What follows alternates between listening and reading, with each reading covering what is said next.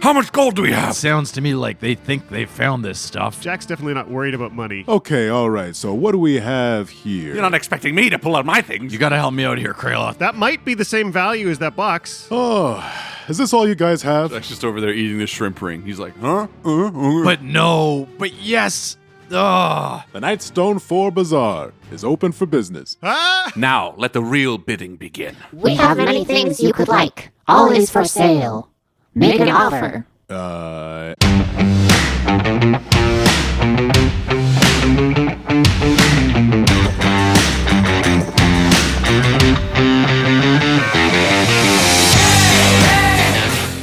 Welcome back to Dice Shame. This is episode 123, Drive a Hard Bargain. MVP this week is Zeros, one of our new patrons and someone who's made themselves at home on our Discord.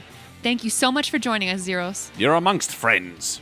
The Anansi Chronicles is a podcast about stories from a forgotten people. While season 1 and 2 are a little different, the show focuses on history and Afrocentric fantasy rooted in the Black experience. This latest season tells stories from the ancient kingdom of Mali to the first Black Republic of Haiti.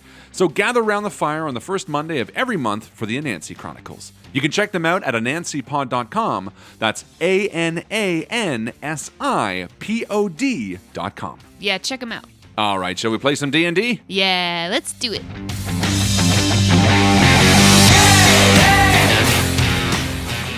You've retraced your steps upriver to the smoking wreckage of the airship and found pieces of the ruin, an oily black stain on the snow, smoking and smoldering in the morning light. It would seem, though, that you are not the first ones to arrive at the site for salvage, spotting the footprints of some small creatures, and then one of the giant artifacts being carried into the woods. You're tracking them at a distance. Red, how far away are you staying from these scavengers? Far enough to not be seen. I don't want to let it out of my sight, though. Well, I can see 600 feet, though. So, But this is a very close forest. The Yeah. trees grow. Yeah, but when tracking creatures learn their exact number, size, and how long ago they passed, they're not going to escape me unless it's magical. So we can hang back literally as far as we want. Kraloth is going to fall back even further and let Red do most of the tracking and Jack as well. And Oh, no, I'm not good at that. oh, okay.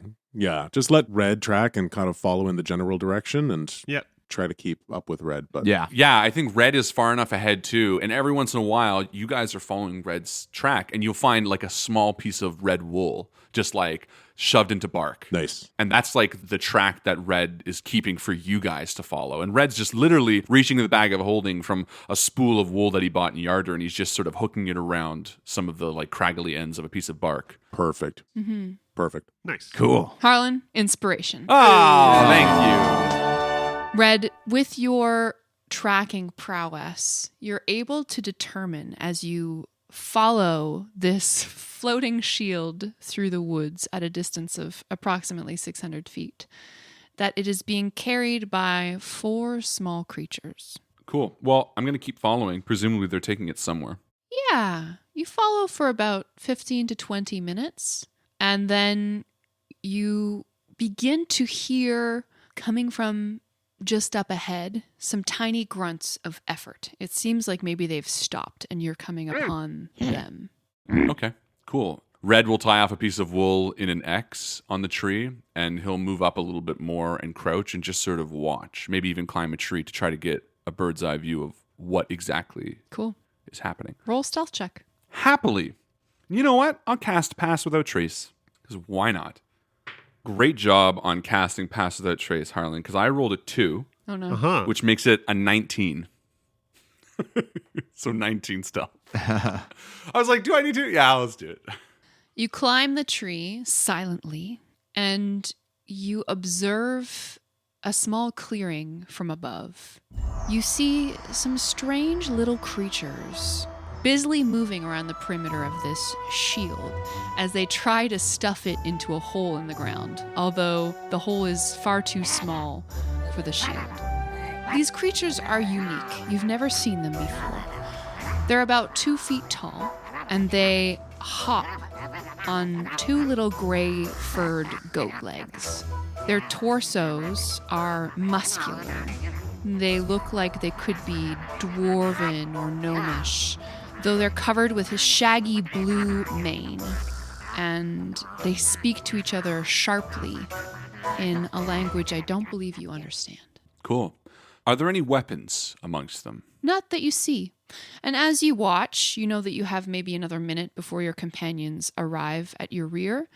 You see them begin to proficiently burrow into the ground, making wider the hole of this entrance through sheer rock.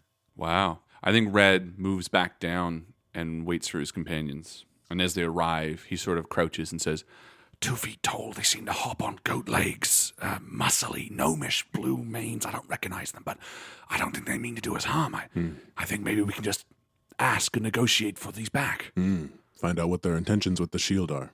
I say we try the social approach. Gnomes. Do we speak a language with them? I don't know. I didn't recognize it. They're digging a hole bigger. I think we should move fast before they get underground. Okay. Okay, come on. We'll all go together. All right. Yep. And Red stands up and, no longer worrying about being sneaky, removes pass without trace and sort of on the edge of the clearing calls out, "Hello!" Where are you going with those large relics? And we just walk into the clearing to where they are. Cool. These 4 little creatures stop what they're doing and hop to face you. Hello. One of them hops forward and starts to dance at you.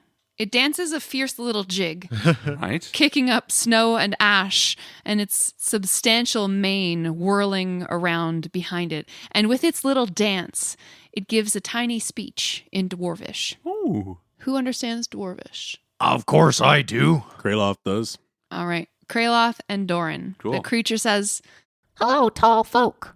You are early for the bazaar. Please return to trade with us tomorrow. Oh, What did they say? and they're like dancing, kind of like how bees dance to communicate. Cool. It's like punctuates their little sentence with like a little. I imagine Kieran running forward and hop and like running a circle around this thing as it's dancing. And they stab trying it to death. dance with it. Doran turns, looking knowingly at Kraloth, and says to the other two, Red and Jack, he says, it sounds to me like they think they found this stuff, and it's theirs, and they're going to take it to their bazaar for trading. So And Red sort of gestures for Kraloth and Doran to sort it out. Like, we got you back. Figure out what they want for him. well, What kind of currency do you accept at this bazaar? We accept gold. little dance. We accept silver. More dancing. Gems of all kinds. Well, hey, listen. You can do all the work and effort of taking it back to your bazaar and putting it up for sale and hoping somebody will buy it. Or we can do a trade right here, right now. We've got some gold. And he looks at Kraloth and kind of gives a nod. Yeah. And we'd be happy to do a trade right here, right now. All 4 of these creatures now start to dance in unison. And they say, We have many things you could like. This sled, nice iron window, steel furnace, all is for sale. Make an offer. Are there other items around, or are they? there are a bunch of drag marks leading down into this burrow and a lot of footprints. It would seem that many things have been dragged from this crash site into this hole in the ground. Okay. What do they want, guys? What are you talking about? Well, they don't realize that we want these specific relics. They think it's a sled, though. So Yeah. Did you tell them that it's ours, that they took it unwillingly? Well, they're scavengers and they're looking to sell this stuff. And I'm kind of wondering now whether we tell them that what we want and why we want it, or if we just pay for it. What do you guys think? Well, maybe devalue them. Like, if you can convince them that what they have is really worthless, that might be a good play. What are they? Well, they're gnomes, Did you Darn. Did you want to roll a nature check, Jack? I'd love to. aren't they? Gnomes don't have goat feet, typically. You never seen a gnome fucking break moves like this. Gnomes can't dance, canonically. Oh, 29. Jack, you've heard of these creatures before. You've never met them because they are quite rare. These are called the Chorid. Ah. They belong to insular subterranean communities, something like a mix between a rock gnome and a satyr. They're accomplished tunnelers. They're known to be innately magical. Dorian, I don't think they're gnomes. I think they're Chorids. You must have heard of them. They're from underground. Oh, these are, I've learned about them, and They're a little underground. I don't know if you've heard of them. but a little underground. Good one. I've only heard of them. I've never seen them. Very interesting. A couple of them have gone down into the burrow now, and more are coming out, and they're starting to display other wares from the ship that clearly have been scavenged from the wreckage. And My maybe- rocks! Guys, how much gold do we have? 2,000? Okay, I will give you 2,000 for those rocks. There's 10 of them now in this clearing, and they're displaying just nice pieces of carved figurehead that were part of the prow of the ship. And you know what I mean? So my understanding was that the bazaar was happening tomorrow. Are we? They're telling you that they would have been arranging to sell these to the community at large in something called their bazaar, but that was scheduled for tomorrow.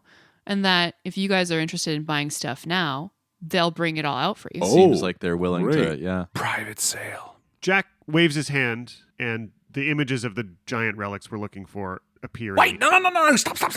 Whoa. And Red stops Jack from casting the spell. Jack, and Red turns, he's like, first rule of negotiations, you never want them to know what we want and what we're willing to pay for. We gotta devalue them. And it's interesting, because I'm a guild artisan, so I'm the only person that has like that financial like trading history. I mean, Doran also has history as a craftsperson, but maybe Yeah, not that's the true. same mercantile sensibilities as you do. Yeah. Jack's definitely not worried about money. He's usually the one saying, I want this. Go get it for me. I'll pay you for it. Yeah, very true. Yeah. But my understanding is we can't see all of the giant relics we're looking for. We saw the one, but we can't You see saw the the other ones. shield, you did not see the boule. Well, we should make sure they have them. Like, we don't know Yeah. that they have the things we're looking Yeah, for. that's right. We don't know if they even have them, Doran. So find out if they have them and then devalue them so we can, make some good money. Yeah, okay. So we can get them for cheap. Well, you got to help me out here, Kraloth, because I'm not quite the best negotiator, and unfortunately, we're the only ones that speak the language.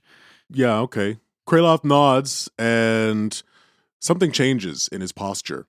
And he smiles and walks towards these wares and says, okay, all right, so what do we have here in Dwarven? Looks like we got some, looks like that's some sort of boule, some rocks, a sled, a very heavy sled at that. Big sled, but heavy.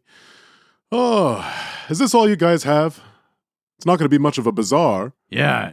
A couple of the creatures shake and jump in indignation and rustle their hair at you. All right. We have lots. What did you say? Why'd you piss them off? Well, I'm just, and he says, well, I mean, we come from very far away. We've been to big cities that span for miles with thousands upon thousands of people, all crammed into one marketplace with the best items that you could ever imagine. Shiny gold and Yes. big, powerful weapons. Doran's standing next to Kraloth, and he's also helping to embellish. Big, Yeah. powerful. They must be telling them about the giant fight, I say to Jack. And what you're showing us right now is, it's nice, right? Yeah, it's nice, but But we would just like to see more. I mean, we have gold and we're willing to spend it. But quite frankly, from what we're seeing in front of us right now, I don't think that there's anything really that we no. would be terribly interested in. Perhaps if you showed us a bit more, we would be a bit more eager. Roll persuasion All right. Good one. with Yeah. disadvantage. Is- Disadvantage? hmm I'm going to use my inspiration. Yeah. Here we go. And that's a 7. oh, no. All right. Damn it. One of the creatures hops over and says, He's poking fun at you, Cud. Leave him alone and give us a hand bringing this back. And they take either side of the bowl that they had just brought up out of the depths of the hole. And 2 of these tiny creatures are able to heft the giant boulder together.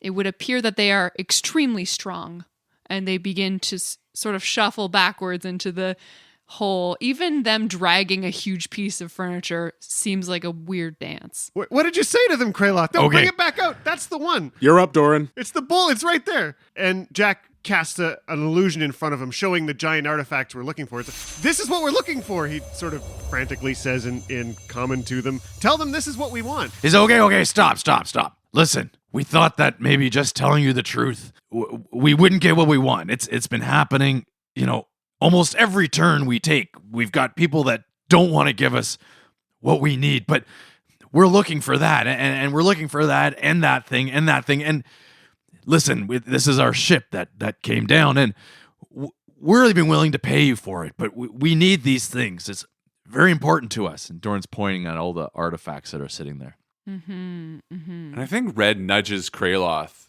and he's just like, "Hey, do you see how they picked them up? Maybe work in a way that they could help us transport them too, because even if we got them, we don't have a way where we could do it." And Doran even hears that you kind of whispering that over to Kraloth, I think. And even I don't know why I'm whispering; they can't understand me. you're incredibly strong beings. Perhaps you could even help us, and we'd pay you to help us. And A moving fee. Doran kind of looks back and starts nodding at the other 3. We'll pay them to help us, won't we? To help us move these things. Yes, we'll help you. And so I feel like Doran's convincing himself. changing. I am sorry. I meant no disrespect. We do want these items, and you seem like fine folk, and you've collected a wonderful collection of items that we could use. So we are here to barter. Please don't bring them down. One of the Chorrid starts a kind of step dance, joined by the Chorrid behind him and the Chorrid behind her, until 3 of them are dancing in unison. And one of them says, That would save us having to set up the bazaar. All right, let's make a deal. All right. So the items that we have in front of us are the Nice. shield, the bool. There are a couple of rings of metal that were used to reinforce portholes, like windows on the side of the airship that they've scavenged. There's even a couple of pieces of wood that are still attached to these iron portholes that they've pulled off. There are some carved pieces of wood, the ends of banisters that had been worked into dragon figures. And there's the front of the steel furnace that had been, until last night, holding the fire elemental. And Kraloth just subtly is going to go back and talk with Red, but just say, just covering myself up for a minute here while I cast, and he's going to cast Detect Magic on himself, kind of discreetly, and then walk back over to these items. Yes, there's a residue of magic on the furnace. Yeah, I thought there might be. Well, if you don't mind, let us take a moment to inspect these wares. They are fine wares. Jack, why don't you come take a look at this here furnace? This is what was, you recognize this, right? Yeah, this is what contained the elemental. Yeah, that's right. Detecting some magical residue, maybe some arcana knowledge would be helpful here. And I'll take a look at this pot. I mean, if we got... There are also a bunch of shoes that all the cultists had been wearing, and now you remember oh yeah, none of the corpses that we saw were wearing shoes. Yeah, Red's just going through shoes. If we've got room in the bag of holding, maybe there's something we could do with this enchanted metal later. It certainly might take a spell easier if we there might be something we could do with that. I've been thinking about it. So just to recap, we've got 2 artifacts, and then the other thing of value that I'm seeing is the grate. The third giant artifact is the broken mask, which is in the bag of holding. Oh, so what do you suppose that this sled is worth? You ask one of these creatures, one of the Chorrid. Yeah. For this sled, 1,000 gold. Oh. 1,000. No. Shimmy, shimmy, shimmy, shimmy. Can we negotiate here? I'd be willing to trade him the decanter of endless water for all the stuff. I mean, yeah, they nod and wait for your counter offer. What are they saying? How much gold coins do we have? What? Oh, we only have about 1,800. What if we propose this? We've been traveling, as I mentioned before, for a long time. Would you give us a few moments to gather a little bit of a bazaar of our own? When was the last time you got to attend a bazaar of items brought from very far away? Ooh, that's genius. Yes, Kraloth, inspiration. Hey! The creatures begin to cavort and dance wildly in the clearing, and they start scooting their treasures over to make way for your counter-offer treasures, your own tiny bazaar. And then all three of you look at Red, who's like, what? Yeah. And he's like clutching the bag. He's like, what? What? What do you mean, bizarre? What do you guys have to offer? You're not expecting me to pull out my things. Smash cut to... Jack makes a big sign that says Bazaar of the Nightstone 4 that floats above I love it. us. You know. Yes. So, after a few moments, laid out on a table, we see the following. 2 sets of manacles, a single copper piece pouch, a set of thieves' tools, silver darts, a hair of a cloud giant in a small glass bottle, a half skull of a human, a series of cloaks and masks that belong to various cultists, a book about dragons by Chazloth Yarghorn, a very aged, dry-aged boar, the top of a stone sculpture, a set of bone dice, a piece of bearskin taxidermy that would be a toy for a giant, the used tree calling device, which I feel like in its own sense would be ornate, a set of scale mail, an infernal puzzle box that has already been opened. And I think Red, as he's pulling all this out, he stops and he looks at the infernal puzzle box and he turns his back and he takes the wood coin out and slits it into his pocket, and then he takes that mood ring that Doran had and he drops it into the box and closes it and then puts it on display as well. And a wooden rocking chair and a halfling statue. And he puts all of these out and then he takes the bone dice back because I don't want to lose this. Jack pulls out of his pouch a large brass mug with a jade inlay that Michelos Caldwelly from the Storm Breath Caldwellys had made, and a whalebone statue that we found from the Karneski tribe that was we found in the Aerialists' Tower, and adds them as well. Kraloth does a couple things. First off, he pulls out his tambourine, and with little affect, he places it on the table, and then says, what else? And then he spends a second, mutters a few words to himself, and casts create food and water, and creates a little feast. That they can come over with some hot chocolate and some different delectables appetizers and baked goods. A winter fair bazaar. Yeah. Bazaar is That's awesome. great. Yeah, and Yeah, writes it's a the little best. sign in left-hand writing that says, free for customers. Oh, man. And as you guys are setting out all this stuff, obviously these Korrid are like, Losing their minds. Oh, we're doing the bazaar now. Oh, we're doing the bazaar now. And they're like getting all their little shit out of the hole, and they're unrolling like a weird rug that's made out of their own hair. And just they have like their own like little weird traditions. Doran is so convinced by all of it. He's like, oh man, these guys really brought their A game. Doran starts cutting off locks of his own hair and tying was them in a thinking that, little yeah. red yard. There's a really strange implement that they bring out and set on the ground on this strange woven carpet. It's a broom, but it's essentially metal. So this long metal pole and then these wisps of platinum fiber that come off of the end. Oh. Yeah, it's like a weird chimney sweep Must be a metal situation. detector. Is or it something. magical? Or a magic detector? No, So- not Oh, magical. This is a deep chimney cleaner for a mountain fireplace. For a deep Yeah, chimney yeah. sweep. That's right.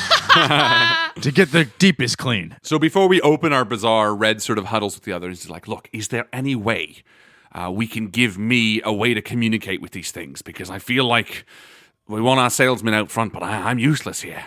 Well, I'm sure that you've interacted with people that didn't speak your language when you were selling your artisan goods. All the time. I'm sure there's a way you could communicate with them with like a bartering system. Well, the seller has all the power, right? So, I mean, if they're buying something for sure, yeah, okay. And Red turns around, and I feel like we're sort of like frozen in that genie at the end of Friend Like Me, where there's like a blinking line and everything's sort of set up really good. And we just hold that pose for a second before Jack snaps his fingers and the little open sign goes. Tzz, tzz, tzz, tzz. Yes, absolutely. Come on down, friends. The Nightstone 4 Bazaar is open for business. Okay. But it's spelled bizarre, and the like A is crossed out, and it's bazaar, like as if we're part of the joke. So Red wants to like walk them through the items using very simple words. I feel like Doran's standing next to him, like sort of doing things, but he's very purposefully not. He's sort of like moving past the infernal puzzle box, you know, because it is absolutely hands down the most gorgeous thing on display. And what Red's trying to do is deceive them. What he's trying to do is make it seem like the infernal puzzle box is something that he doesn't want to part with, which is partly true. The reverse psychology? 100%. And it's even set back a little bit, as if it's not for sale. And he sort of moves past it, you know, and doing it in a very purposeful way in hopes that they ask about it. So as Red starts, he begins to dance, and Red does his like famous two-step. He's like, well, this is the bazaar, and I hope that you enjoy. And he's like doing a little side-to-side shuffle as he's going through each of the items.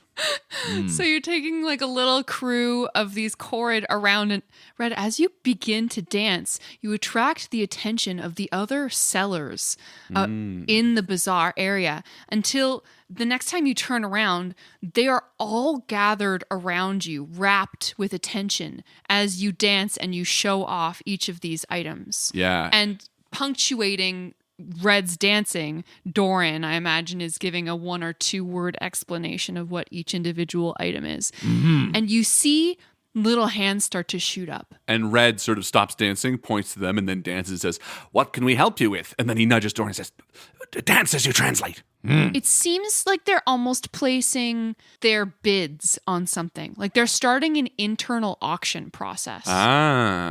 And they're discussing prices amongst each other to decide who wants each item specifically and what's the price they're willing to pay for it. And they are beginning to ratchet up the prices just amongst each other. Someone saying 20 gold, 30 gold, 40 gold, 50 gold. As we're moving through it, Red sort of, again, I want to move past the infernal puzzle box. In fact, what Red does is he moves past it, sort of dancing, and then he looks down at it with a shocked face. And he goes, oh, and he takes it back and tucks it under, as if it was an accident. One of the chords leaps at you and clings from your arm, the arm that's holding this puzzle box, and tries to bring it back down to earth to put this puzzle box on the ground. And Red sort of like, holds his hands up, and dancing says, so sorry, my friends, this is something far, far too valuable.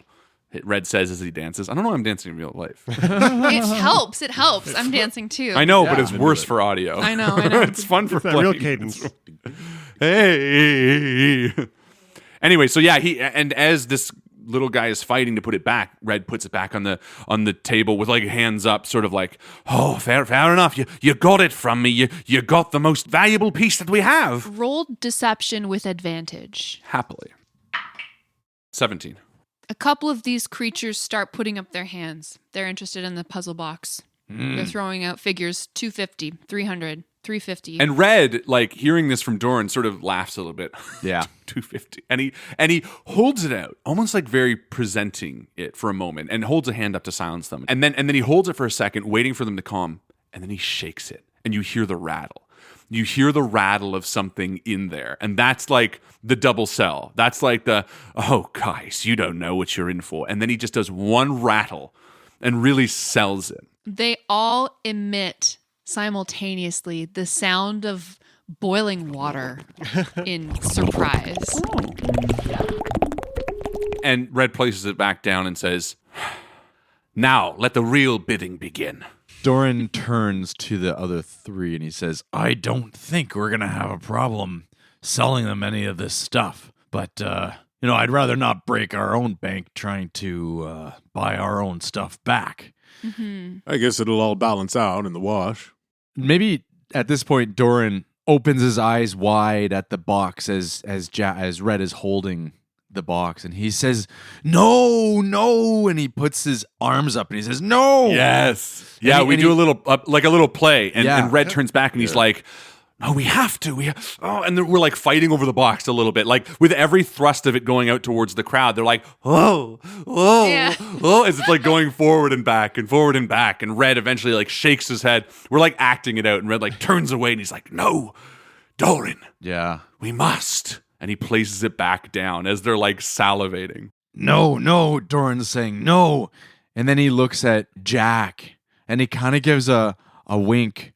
Jack sips hot chocolate. Maybe speaking meta, what I'm looking for is like either Jack or Kraloth to like go and point at the things we need. You know? Oh, I see. Jack takes a sip of the hot chocolate from the table of delights, and So cute. Yeah. Jack's just over there eating the shrimp ring. He's like, "Huh?" You listen. If there's a shrimp ring, you gotta go for it. He finds a napkin, cleans himself up, and at Doran's kind of nod and a wink, he walks over and sort of points at the three things: the furnace and the bowl and the shield, and sort of says, "What about a trade for these? That might be the same value as that box. Maybe. I mean, we'd be losing money, but." And then Doran kind of does this. Continues the charade a bit, and he looks at Jack pointing at the artifacts that we need, and then he looks at Red holding the mystery box, and he kind of does a shift in between. And he says, "But no, but yes, but no, but yes." What do they say? The Chords pull a new carpet out from the burrow and unroll it on the snow in this clearing. And they place on one side of the carpet the bowl, the shield, which they're calling the sled, and this door of the furnace. And they gesture at you to put the puzzle box. And then they also gesture for the silvered darts in the box, the wooden rocking chair, and they gesture at the brass mug with jade inlay. And those 4 items sitting on the carpet against their 3 offered items. Okay. They stand back in a semicircle and as one look up expectantly at the 4 of you. Red picks up the box with a sigh and walks over and puts it down. Doran kind of goes up and he says, "No, no, no." Takes the box off. Kraloth walks over, and in Dwarven, he puts a hand on Doran's shoulder and says, in Dwarven, "The reason that my friend doesn't want to part with this item is that it holds magical powers. Yeah. And it's something that we haven't quite figured out yet, but there's something very magical and powerful about this box, and we have no idea how it was constructed, and my friend here is very interested in how things are constructed. All of these items work for us, but on top of this, because of the rarity and the value of this magical quality, we would ask that you help us transport these goods to our vessel." And I think just to finalize that off, Doran releases the box into Kraloth's hands and then turns around and throws his arms up in the air and gives a huff while giving a smile and a wink to whoever's standing behind me, I guess Jack. One of the creatures holds it in both of their furry little hands and looks it over on all 6 sides and says, Infernal iron. And horn. Yes, this is valuable. We will make the trade. Well, it looks like we have ourselves a deal. And Kraloth holds out a hand to shake. The creature's hair begins to rise up of its own accord, twists itself up into this strange shape, and wraps your whole forearm in a series of intricate knots. This is the most interesting trade I've ever done. And then the pact complete, they erupt into a massive jigging dance all around you in the clearing. And the water boils over.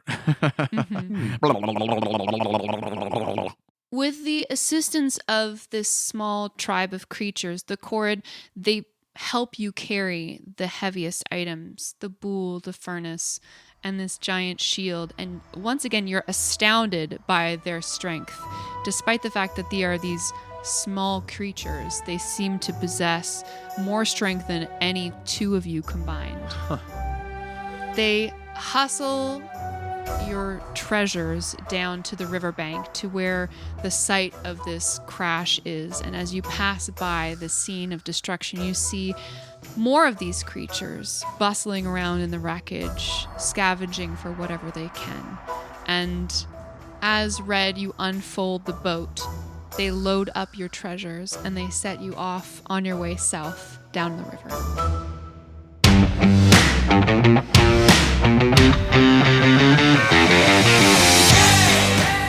Thank you once again to our wonderful Patreon supporters, Christopher Ryan Evans, Merlin, Mitchell Cadwell, Michael and Brianna Weber, Colin Burkhardt, Daniel, Doug, Gray, Jackie and Rain, Jessica Orrit, Jonah Goldman, Melanie Shen, Lars, and Mari Kaniski.